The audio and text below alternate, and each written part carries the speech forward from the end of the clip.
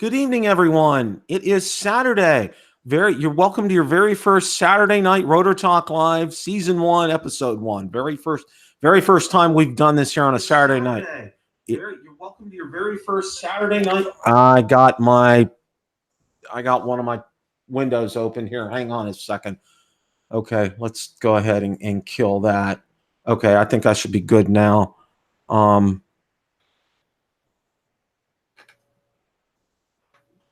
I think we're better now. Yeah, I'm not hearing an echo now. Okay, so good. All right, sorry about that. Okay, just wanted to welcome everybody tonight for a very special edition of Rotor Talk Live. This is our first Saturday. A kind of a teaser for next week. I'm going to have Sally French on, and as you know, the drone girl. I'm going to have her on Saturday. It's going to be at 5 o'clock Eastern time, so you want to stay tuned for that. She had a very tight schedule in the month of June. It was the only time that she had available to come on. I'm joined tonight by my esteemed colleagues, Mr. Marcus Crawford and Mr. Ron Brown. Ron will be joining us here shortly. Marcus, how are you this evening? I'm really good, Bill, and like all of us right now that are fans of DJI, I am just all kind of a Twitter trying to figure that out. And I think we've got a lot of clues, but I'm sure you have a lot more information for us. Sure thing. Yeah, I kind of do. Now, what's real interesting here is, the first thing that I think we need to look at is the title of this and what this is called. Learn to win. The whole aspect with learn on there that tells me that this is going to be something that's programmable. That tells me that it's going to probably focus on educational type of an avenue. And it's going to be geared, I think, as I was talking to Valerie earlier today, I think, some preteens and teens, I think it's going to be programmable by them. I think it's going to be something that's going to be done by that. Also wanted to get into some background. DJI's been into robotics for years, and they've held robotics competitions for a long time. And, you've probably seen some of that. I'm going to welcome some of the people to the chat. Anthony Klinger, Chad Van Dyke, Ethan Mitchell, Drone Master, Daddy of 13, Drone Eye. Welcome, everybody. Thank you for joining us tonight. Dan Dipper, welcome. Thank you for joining here tonight. So, one of the things that I wanted to mention with this is, these robotics competitions they've had have been very big deals, and they form teams of young teens and teens being able to outdo each other in these robotics competitions. Now, this is something I think is, has been feeding this in I'm really interested to see what all is going to come from this. Now, DJI, there was a rumor about a DJI rover, and it was out about a year ago, and I was unable to find any pictures. If anybody finds any pictures of this DJI rover that has been out for a year, please email it to me at BillTheDroneReviewer@gmail.com. I haven't been able to find those. But with all that being said, okay, now one of the things that I wanted to get, from Marcus and from Ron tonight, and Ron and I had talked about this earlier today. I spoke with Ron. One of the things, let's look at it. First of all, here's one of the things, and this is one of the questions. Furball Kim, welcome. Ray Bob's Antics, welcome. Chasm, welcome. One of the first things that I wanted to get out of the way with everybody, okay, this is the first question. I'm going to pose it to Marcus, and when Ron comes here, I'm going to pose it to him too, okay? Do you think that this is a drone that DJI is going to be releasing, Marcus? Yes or no? It's for sure not a drone at this point, and I am basing that, quite frankly, Bill, on some of the videos that I've looked at where people have enhanced the pictures, and you really can kind of see more of what's going on there. So I think I think we kind of know maybe what it is, but we don't know the details of, like, as you said, is it something that's geared towards an educational product for, say, grade school or teenage, or preteen kids, or could it be a camera platform that is a ground-based camera platform let me start back again, an automated ground-based camera platform. In other words, something that you could set up, say if you're filming something that would follow you around and keep you in the center of the screen, possibly. But I'm kind of leaning to what you're saying, Bill, that it's, when they said learn, it's probably something education based. Well, and you looked at some of the close-ups, and I know, a lot of us have gone over and looked at a lot of those videos, and you saw pin connectors, and, being able to move those pin connectors around will do different things. And Mel's in the chat. Welcome, Mel, tonight. And, he's saying, and I agree with you. This is not a drone. It's going to be a ground-based vehicle, and it's going to have a camera on it. And Ron and I were talking earlier. Ron Brown and I were talking earlier today. He was informing me, I guess Traxxas is the name of the company that makes probably the best radio controlled cars out there today, and, ranging in price, or in the $500 kind of range. But none of their cars, from what Ron believes, have any type of camera system on there. They don't have that. So to have a car out there, or to have a ground-based vehicle with a camera system on it, is going to be it is going to be groundbreaking. It's going to be something that we haven't seen before. And here's Ron. Ron's joining us. Welcome, Ron. How are you tonight? Good evening, gentlemen. Sorry for being late. Not a problem. Wanted to ask you and get your input right away here. Are we going to see a drone on Tuesday or not? By everything I've been reading, which is all rumors, I don't know anybody that works at DJI. I don't have access to any sensitive material. Just from what I read on Facebook and the various places like that, it looks like it's some kind of people say a rover device, which I would assume would be a four-wheel vehicle of some sort.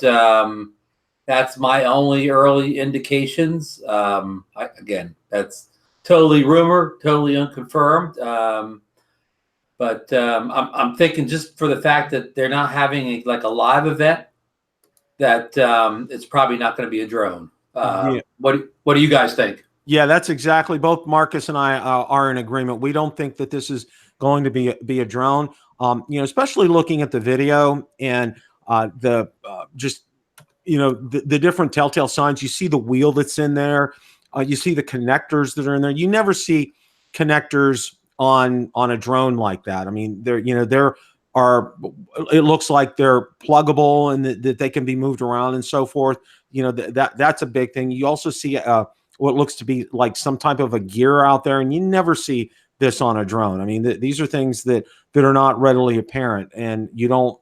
It's not part of that. So, and one of the other things, Ron, that we had just talked about was, thinking, learning a lot from the name of this. Okay, having the name "Learn to Win" on here, and Marcus and I had talked about it being, having with a bent towards education and being programmable. What are your thoughts on that?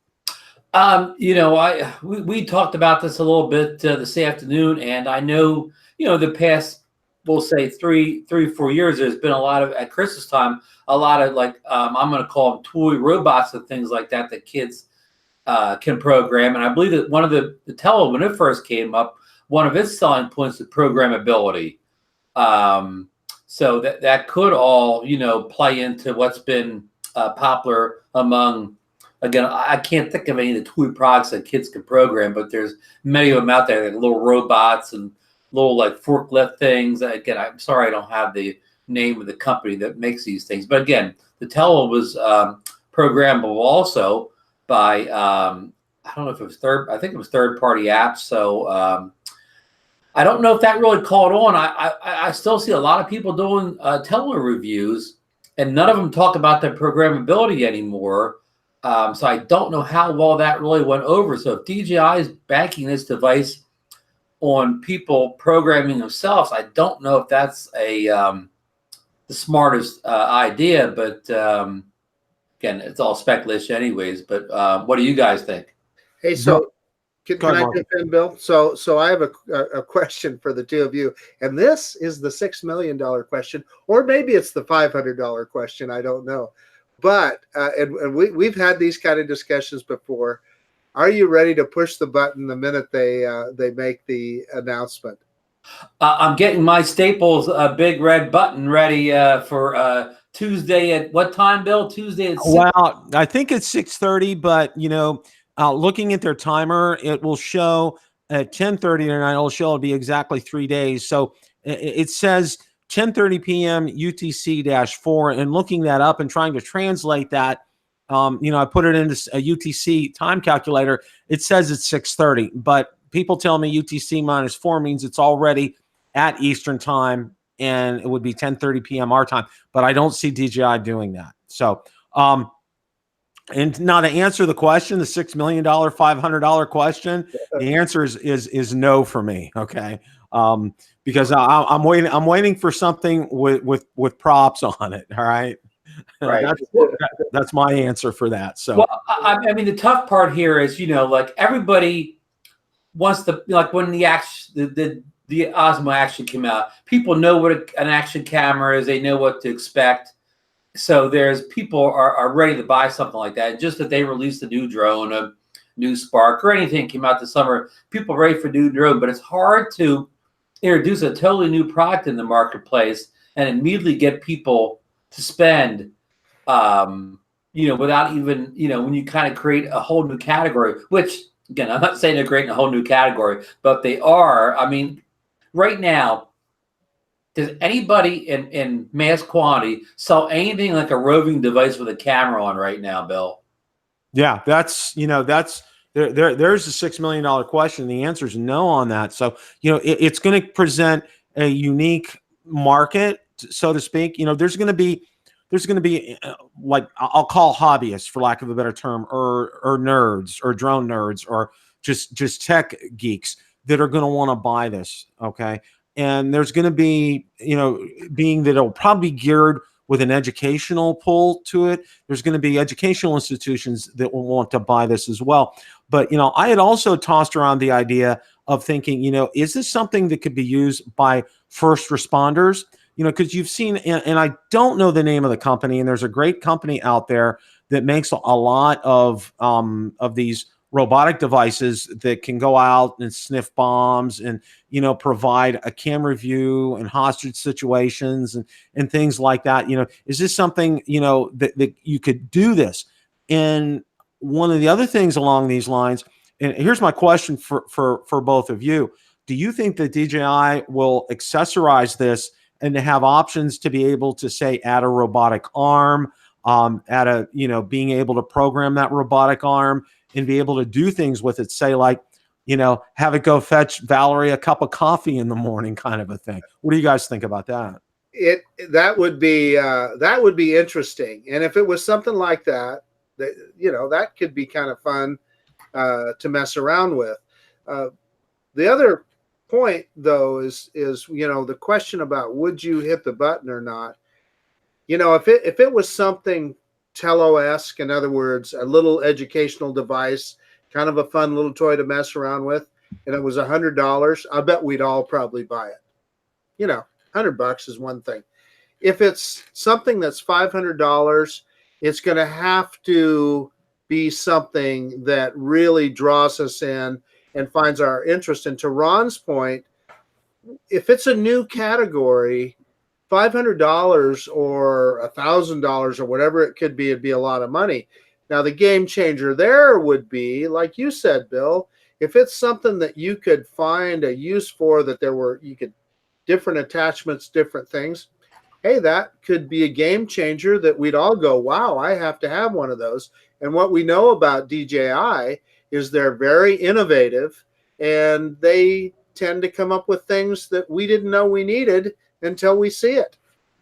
Marcus makes a good point. The pricing, so important as far as the buy button, hitting the buy button quickly, because, like Marcus so well pointed out, the Tello was an impulse buy. I mean, people just saw the Tello was like $100. People just hit the buy button, impulse buy, or whatever. But that's probably the only product in DJI's line that's an impulse buy. Everything else is probably more of a considered purchase. Bill, we're just totally guessing, but do you think they're going to price this? Will this device be for, like a tele and impulse buy, or will this price be like a, I don't know, like when the Phantom 1 debut, will this debut at the high end? Yeah, I think we're going to see the high end on this, Ron. It just doesn't scream to me like, for instance, I don't have the Osmo Action in hand, but $349 for the Osmo Action, I thought, even though it was $49 over, that was a steal, to be able to get that for that kind of a price. But, for something like this, and this is just swinging for the fences right here and not having any idea. I'm going to say it's going to start out at maybe $500. And as far as accessories are concerned, we all know how DJI likes to, hit us with accessories that are going to cost an arm and a leg. And that's probably going to be the case here. They may lower it maybe a little bit less. It may be, $395, it may be $495, but I'm thinking it's going to be somewhere in that kind of ballpark. So I don't think it's going to, your average consumer is not going to take a nibble at this. It's going to be the hardened core tech nerd type of a person that's going to take a look at this, and also too calculating, what can you do with the base as it is, for instance, I'll give you guys an example, and I was talking about this with Ron earlier today, Marcus. I talked with Steve, Captain Drone, who has a great channel, and you guys need to check him out if you do. He also does a lot of RC cars, and he started in RC boats as well too. But he mounts his GoPro on top of the RC cars, and it's fantastic when it's going on a smooth track. However, and Ron pointed this out, when you go off track with that, you can have the best image stabilization in the world, and it's gonna make you grab for your barf bag, because it's just going to be so jittery. It's going to be unusable. You can't use that. So, could DJI have developed something, with that rock steady that they got from the Osmo Action, and put this on a camera that would be on this Osmo rover, for lack of a better term, or what to call this thing? Could they have done something like that? What do you guys think? Well, Bill and I did talk. Oh, go ahead, Marcus. Go ahead. Well, I just was going to say, I agree. It sure possibly could be. And I think we've got some commenters that are all talking about programming. And I think that that's probably right, that it is going to be something that's programming. And with that camera, no doubt, it's some kind of innovative stabilization. Now, the vehicle itself, for it to be, like those rock hoppers and RC cars that you see some of the guys have, the pictures don't look like that. So I'm not sure about that. But the other point is about DJI and innovation. I never thought I needed this until it came out. I wouldn't have, in a million years, did I think I needed a little pocket camera with a gimbal on it. And then it came out, and man, I had to have it. So who knows? It could be that kind of a game changer. Marcus makes a good point there, but really, the Osmo Pocket is really just a smaller version of the Osmos they made a couple years ago that were much bigger. They just miniaturized something that was already a successful product. Where this rover comes out, they're not miniaturizing something or just slightly changing something. This is something completely new, because, as Marcus pointed out, there's a big RC market out, RC car market. I have a rock climber. So Marcus, you were trying to say rock climber. Yeah. I have a rock climber, and it's a fun little thing. I have RC boats too, but all of them, no matter, again, I know there's some great modders out there, and probably somebody has a great camera mod they did on one of the devices, but without a lot of work, you can't get any good video off these products, no matter what you do. Especially, you can't get any live FPV video off these things. If I could get an RC car or boat with a stable FPV signal, like I do looking at my one of my DJI drones, man, now that may get me to get the buy button or whatever. But who knows? I can't imagine, and I know it doesn't look like an RC car, but again, these RC cars, they all look the same. Only just because they put for Marcus, just because of a Corvette shell in it, or another one has a 65 Mustang shell in. Is that correct, Marcus? It was, yeah. Underneath that shell is still the same exact vehicle. So whether DJI puts a shell and it makes it look like some kind of futuristic thing, or they let you mod a Corvette shell on top of it, the underneaths are the same in all these RC products. But I just can't imagine where they're going with this outside of create some sort of a moving camera. And you point out programmability. What if this is like the Amazon Alexa that everybody has in their houses now? What if this thing's like an Alexa with wheels and some kind of arms on it? Like one of you guys said earlier, could run around the house and do stuff for you, that it could, respond to your voice like Alexa. You could say, go answer the door, or go take out the trash. And I know it can't take out the trash, but change the channel. Has. Right. What do you think, Bill? Well, that's this, and Mal brought up in the chat, artificial intelligence, and that may be something to very much be incorporated in something like this. Having a robotic car, robotic device around the house on the ground to do these type of things. For example, I could tell it, whatever, say, Osmo Rover, go check on the dog.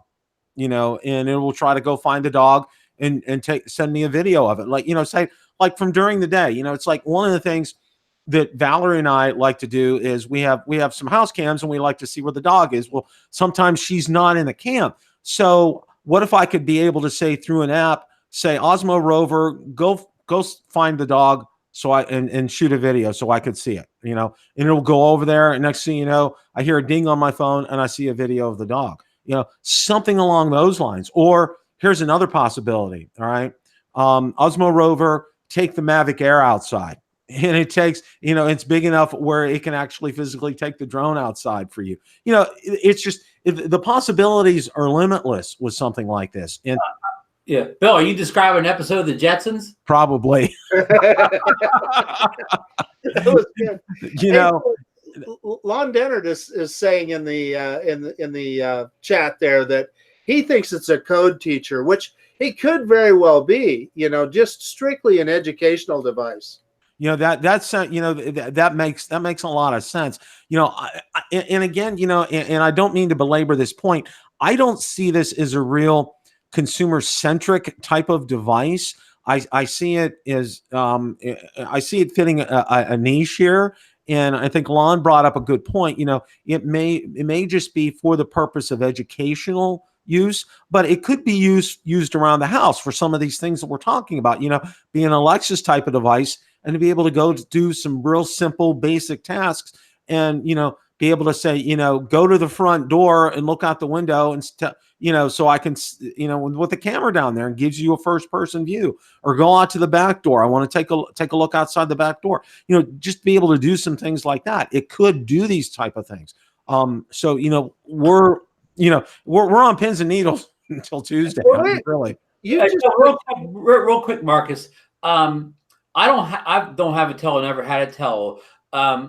And I know Marcus had just got a tell, so he may be not the best one for this question, but maybe in the chat room. Has anybody in the chat room ever played with the Tello programming app, which I forget the name of it? I mean, who actually has really invested much time in the Tello programming app? I'm not saying this yes, no, whatever. I just wonder, because I've never had it. But go on, Marcus. Well, no, he just made a really good point there.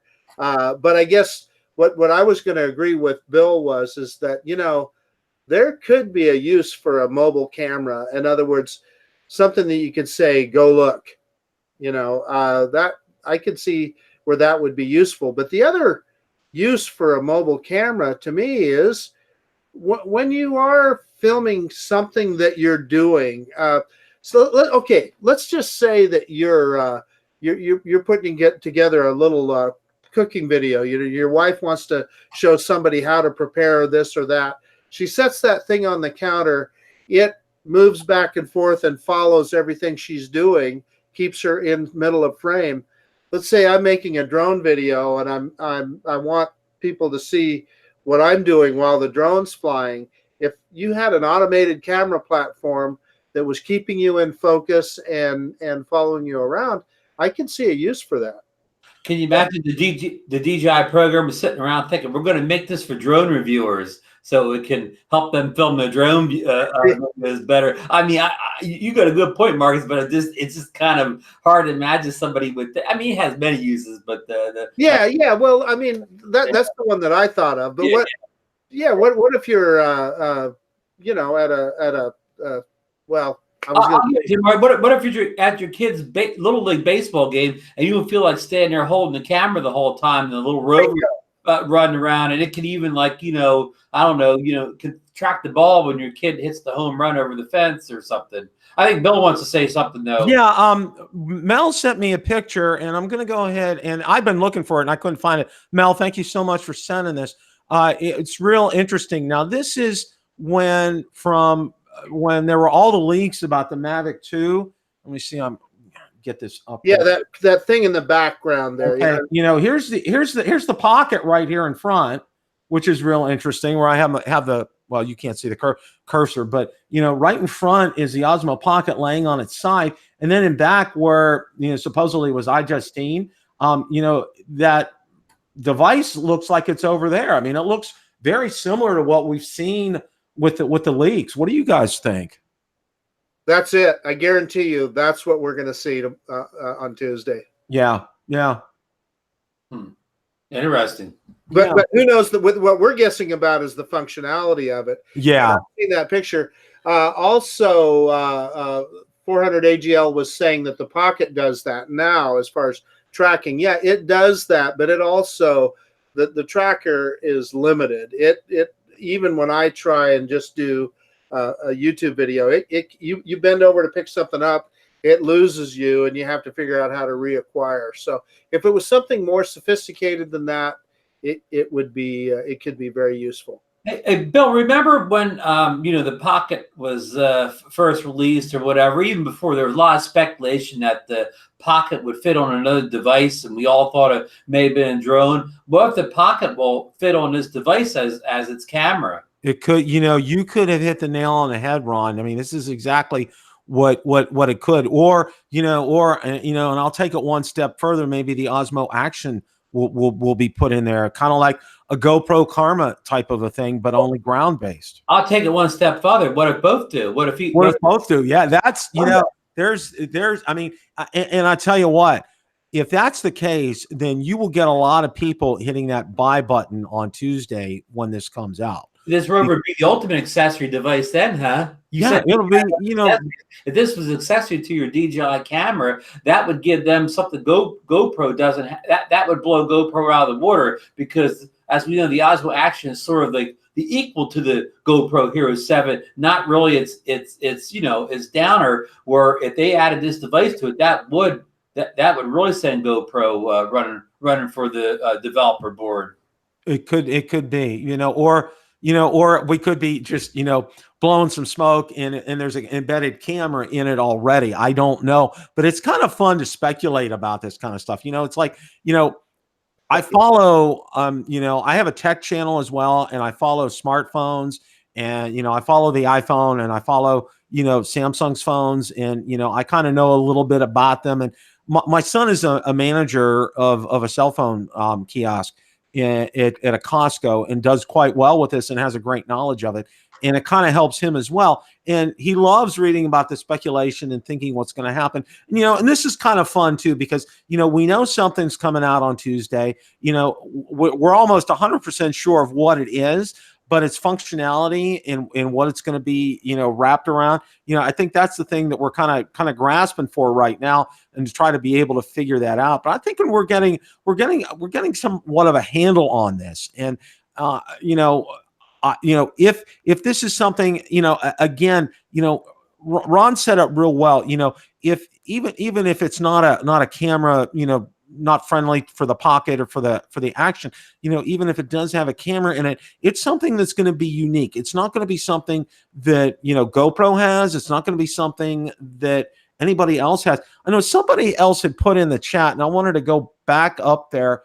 And I think it may have been Lon, that Blackstone back in the day had a rover with a camera on it. I wanted to go ahead and mention that. Yeah, Lon said, by the way, Brookstone sold a rover with a camera back in the day. Parrot also dipped their toe in the area as well. That's real interesting. Lon, thank you for adding that in there. So, you know, it's been attempted before, but, you know, I'll go back to, and I think you guys will agree with me, you know, when DJI dips their toes in the water, okay, it's something they want to be successful at it. They don't want to come out half baked. And, you know, and I hate to use Autel as half baked, but the, you know, no, and I'm not going to use the Evo. I'm going to use the X-Star Premium because I actually had that. The X-Star Premium was half baked. They had fantastic hardware. Their software left a lot to be desired. What do you guys think?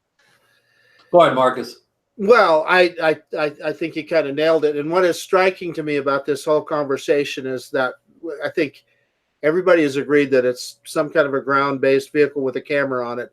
Other than that, it's a bunch of completely diverse ideas. You look in the chat, everybody's just guessing, and you got to hand it to DJI to keep us guessing like that. And on top of that, I will agree with what Bill just said. What have you ever seen DJI do that wasn't almost always just a home run? So whatever this is, it's going to be something that we didn't know we needed until we see it. Exactly. Yeah. Bill, is this on the same level as, I don't know, you know, my year 2008 when the iPhone came out, and there's a lot of speculation that Apple released a phone. And there was already smartphones around, but they were all key-based smartphones. You had remember the big keyboards at the bottom of the thing? Oh, yeah. Touch. I think like a couple of them had some kind of a, what do you call it, the styles, but none of them were like a touch-based interface.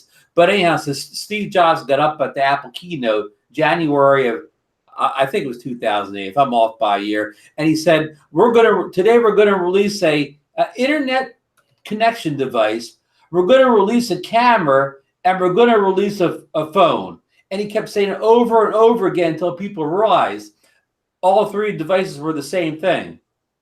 Remember that presentation? It's probably the landmark keynote speech of all time. It really was. It broke, Ron, it broke ground that nobody broke before, okay? When he came out and he said all these things, you know, he just, you know, one of the things, I love looking at a lot of his quotes because his quotes were just like spot on. You know, he may have had tumultuous personal life, but as far as his business knowledge, his business acumen, his feel for the market, his knowing where things are, I don't think there was anyone better than him. He really had he had such an incredible handle on it and knowing what would do it. And, you know, I remember, you know, when I got my first iPhone, you know, I did not have to wait long for it, but there were lines, and I mean, there were block long lines going in to get iPhones, and you know, the excitement that was generated with this was just off the charts. But you nailed it, Ron. He hit a complete home run. He knocked it out of the park. But people right away, kind of like, we're doing one of these right away. But you know what? You know, he changed the world.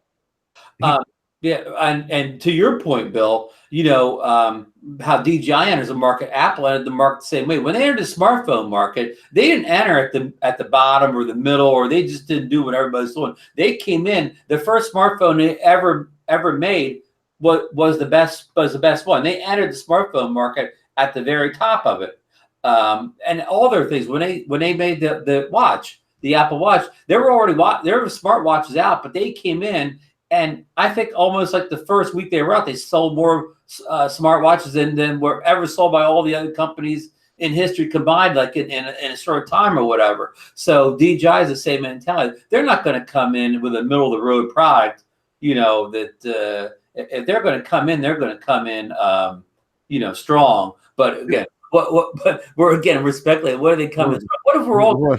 You know, we're kind of like shooting from the hip on this, but you know, the real good thing, and I'm glad Ron brought this up about, you know, about Steve Jobs and about Apple and about technology. You know, I think Frank Wang probably took a lot of this to heart. I think, you know, DJI, whether you want to say it or not, is a very Apple friendly company, and I know Rick Smith did a video on, you know, how, you know, a lot of their code is, you know, with their apps are more favored towards you know, iOS devices and Android, you know, and there's a great debate of all that. And I'm not going to get into any of that.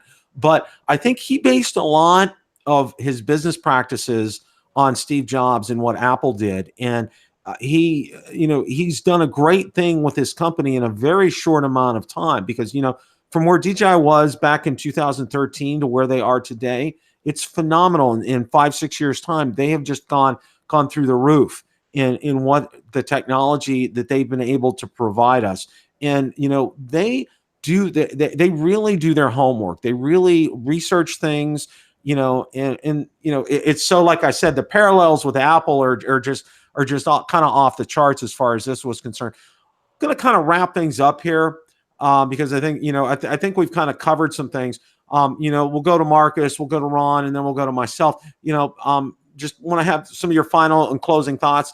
And then Tuesday night, and I'm hopeful it's at 6:30 p.m. Eastern, but I'll get out an update about that because I have a tweet out to DJI support to confirm the exact time of the release.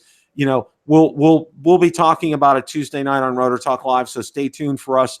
Then, you know, we'll be going over it in depth, and we'll take a good look at things. You know, first of all, you know, we'll go to Marcus, and then Ron, and then myself.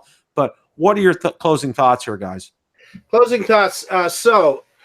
I guess just what we said, knowing that DJI is really kind of follows the Apple business model, and I suspect that whatever it is it's going to be something that we all want. Now, that's going to, depending on how it's priced, etc., because that's the kind of, you think about their products, you know, what have they come out with that you really didn't know? Man, I'd like to have that. So I suspect that that'll be the case. So it'll be really fun to see what that is. Secondly, I want to put in a shameless plug for ZinoNation on Monday night at 9 p.m. Eastern. We're going to have Chris, the QC guy, as a guest, Ron Brown, and myself. And we are going to talk about the Zino. There has been new firmware released again, and I just did a test flight of that today, and I'll be posting a video. But along with that, they updated the app, and they added some new features in that. So I'll leave it at that. Ron? Thank you, Marcus. Thanks for a great teaser. And we'll just give a little, I'll give another teaser to the fans out there in ZinoNation. We will be talking about the little Zino get precision landing. How about that? Also, I want to shout out Sean Matthews over the Drone Seekers, who gave Marcus and I a great shout out on his Saturday. What's that show he calls? New subscriber show. So we got a good shout out there as well as ZinoNation. And Bill, Bill, he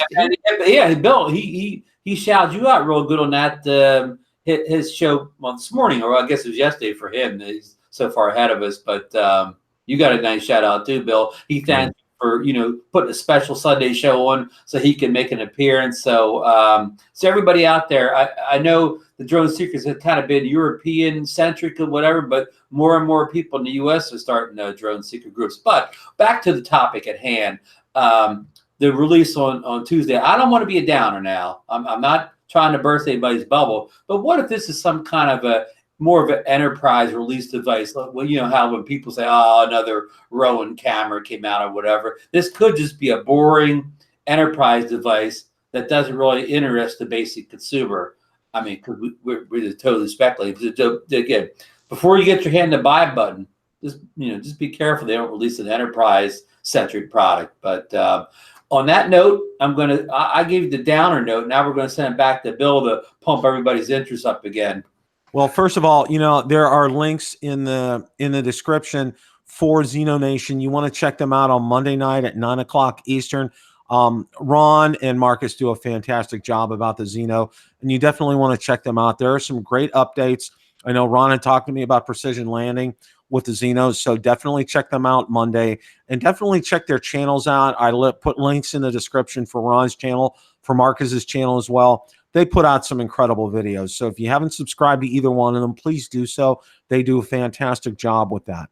You know, for Tuesday, this is what, you know, DJI doesn't do anything half-baked or 3/4 of the way. It's something, you know, they're all in. They're all in with both feet with this. And whatever the device is that will happen on Tuesday, it will be done well, and it will have a lot of capabilities on it, and we'll find out on Tuesday. I mean, we'll know that. I mean, we're all fairly certain, it's going to be a ground-based type of rover with a camera on it, but other than that, we don't know. And it's going to be fun to find out. It's going to be enjoyable. We'll be here Tuesday night to break it down, to take a look at that. We'll look at the specs with you. We'll look at all the functionalities with you, and we'll give you our thoughts on it.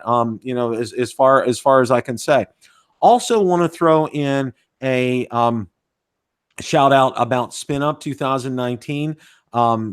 Kelly from Ready Set Drone has announced it officially.